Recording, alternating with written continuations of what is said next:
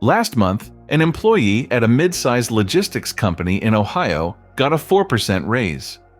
His manager called it a strong year. HR called it above cost of living. His bank account called it a lie. Because that same month, according to the Bureau of Labor Statistics, nominal wages across the country rose 3.4%. But real inflation-adjusted wages actually fell 0.8% over the same 12 months. His raise wasn't a raise. It was a number that felt like a raise, printed on a check that bought less than the one before it. This isn't a one-month glitch. As of July 2026, real average hourly earnings for American workers were still down year over year, even as employers kept handing out nominal increases. Somewhere between the number on your offer letter and the number on your grocery receipt, your raise disappeared. Nobody stole it. Nobody has to. The system is built so that it simply evaporates. And almost no one is taught to see it happen. In this video, I'm going to show you the exact mechanism that turns a raise into a quiet pay cut. And it has almost nothing to do with your performance review. We're going to go back to a single year, 1973, when American pay and American productivity stopped moving together, and we're going to trace that break all the way to your paycheck this month. We're going to build, piece by piece, the machine that decides whether your raise is real money or just a bigger number. And we're going to follow one worker, a woman named Rachel, a mid-level operations manager, through 7 years of raises that made her feel richer while making her, on paper, poorer. By the end of this video, you won't just understand why your raise doesn't feel like a raise. You'll know the exact math to run on your own paycheck before your next performance review. And the one question almost nobody in your company can actually answer. Here's the crack right now, in 2026. Nominal wages have climbed roughly 34% since 2019. That sounds like a huge win for American workers. But strip out inflation, and the real gain, the actual increase in what your paycheck can buy, is barely above zero. Two numbers. One says you're winning, one says you're standing still. Both are technically true, only one of them is real. To understand why this gap exists, why it isn't random, why it isn't just inflation happens, you have to go back 50 years to a single historical hinge point, 1973. From the end of World War II through 1973, American pay and American productivity moved together almost in lockstep. Workers produced more, and workers got paid more, proportionally, reliably, like clockwork. Then, in 1973, that relationship broke. Productivity kept climbing. Pay didn't follow. Between 1973 and today, productivity in the U.S. has grown more than 70%. While inflation-adjusted, real median worker compensation rose less than 10% total, with almost all of that thin sliver of gain concentrated in a single narrow window between 1995 and 2002. That's not a typo. That's not one bad decade. That's 50 years of the machine you build wealth for producing more value than the machine ever hands back to you in your paycheck. And here's the part that makes this a story about power, not just economics. Researchers at the Economic Policy Institute attribute the overwhelming majority of this divergence, over 80% of it since 2000, to deliberate policy choices, not to some natural law of markets. Declining union power, an eroded minimum wage that stopped tracking inflation, executive compensation that exploded upward while median pay flatlined. The gap between what you produce and what you're paid isn't a force of nature. It's a series of decisions made by people that nobody ever asked you to vote on. So here's how the actual mechanism works, step by step. The machine that turns your raise into an illusion. Step 1. Your company sets a merit pool, a fixed percentage of total payroll, usually decided months before your review, often before your company even knows what inflation will look like that year. Let's say that pool gives you a 4% raise. On the day you get that offer letter, 4% feels like a win. It's more money than last year. your brain registers that as progress. This is what behavioral economists call money illusion, a well-documented tendency first formalized by researchers Shafir, Diamond, and Tversky for people to evaluate their financial situation in nominal face value terms rather than in real inflation-adjusted terms. Your brain isn't broken. It's doing exactly what evolution built it to do, and companies know it. Step 2. The Consumer Price Index, the government's measurement of how much prices rose over that same period, quietly does its work in the background. If prices rose 4.5% while your raise was 4%, you didn't get a raise. You got a real wage cut of roughly 0.5%. Your employer isn't lying to you, technically. Your paycheck really did go up.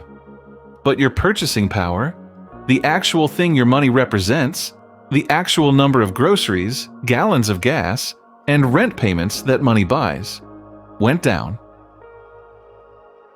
Step 3, and this is the part that makes the machine self-sustaining.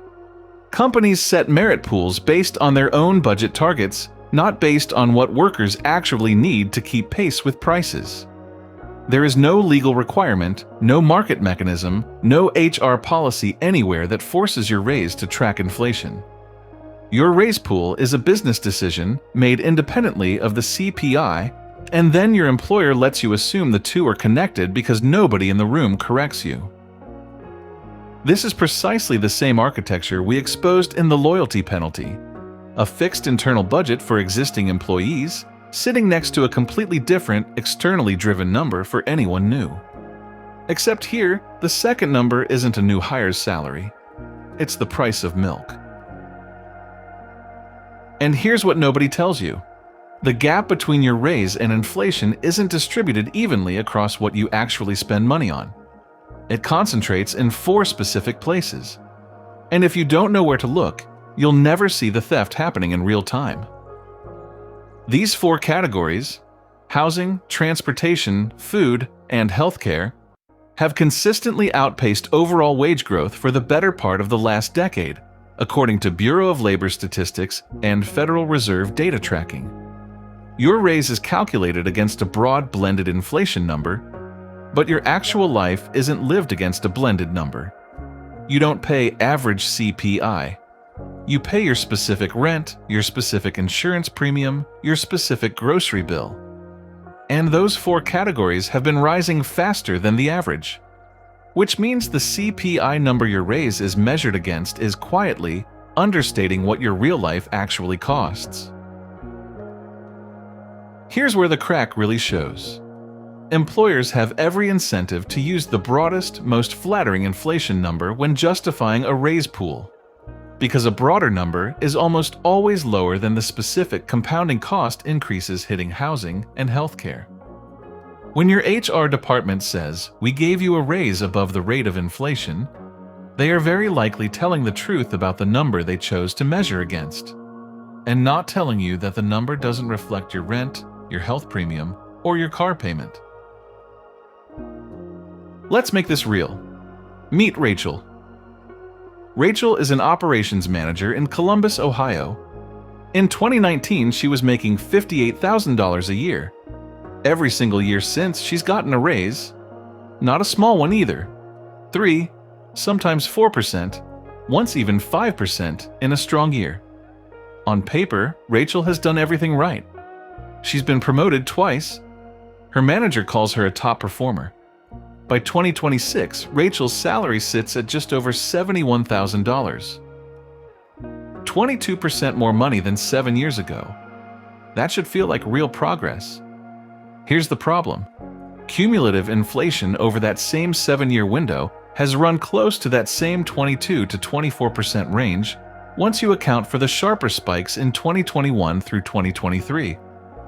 Which means Rachel's raise, added up across 7 years of hard work, 2 promotions, and consistently strong reviews, has left her, in terms of actual purchasing power, roughly where she started, maybe slightly behind. If Rachel rents her apartment, her rent increases have almost certainly outpaced that blended inflation number, Rent has been one of the fastest growing line items in most American cities over this exact window. If she has employer health coverage, her share of premiums has likely climbed faster than her raises too, since healthcare costs have consistently outpaced general wage growth. Every year, Rachel opened an email that said, "Congratulations on your raise." Every year, that email was, in real terms, closer to a rounding error than a reward. This is the trap for every version of Rachel watching this right now. The teacher, the nurse, the warehouse supervisor, the mid-level marketer. You did the work. You got the raise. You still can't explain why your bank account doesn't feel any different. Because the number went up and your life stayed exactly where it was. So here's the question. The next time you sit down for a performance review and someone across the table tells you that you're getting a 4% raise, ask them one thing. Is that above or below the CPI category increases for housing, healthcare, and transportation specifically, not the blended national average? Almost nobody in your company will be able to answer that question. Not because they're hiding it, because they never had to calculate it. Your manager's job is to deliver a number from a spreadsheet built months ago by finance based on a payroll budget, not on your rent. HR's job is to make that number sound competitive. Neither of them is measuring your raise against your actual cost of living, because no policy, no law, and no internal system requires them to. That silence, the fact that nobody in the building can answer a simple question about whether your raise kept pace with your real life, is the entire mechanism laid bare in one sentence. The ledger says this: your raise was never a lie in the sense of a fabricated number. The number on your check is real. What's fictional is the assumption underneath it, the quiet, unspoken belief that a bigger number automatically means a better life. For 50 years, the machine connecting American productivity to American pay has been broken, and the gap it created didn't close. It just got dressed up in percentage points that feel like progress. Your raise isn't lying to you on purpose. It's lying to you by omission, by never telling you what it isn't measured against. The paycheck went up. The lie is in what nobody told you it went up against. Run the math on your own raise before your next review. Compare it not to the national average, but to your rent, your premium, your grocery bill. That's the only version of the number that actually tells you the truth. If this is the first video you've landed on, this is what we do here. The story underneath the story. Subscribe to American Ledger Journal. Hit the bell so the next one finds you. And if this gave you something worth passing on, send it to someone who needs it.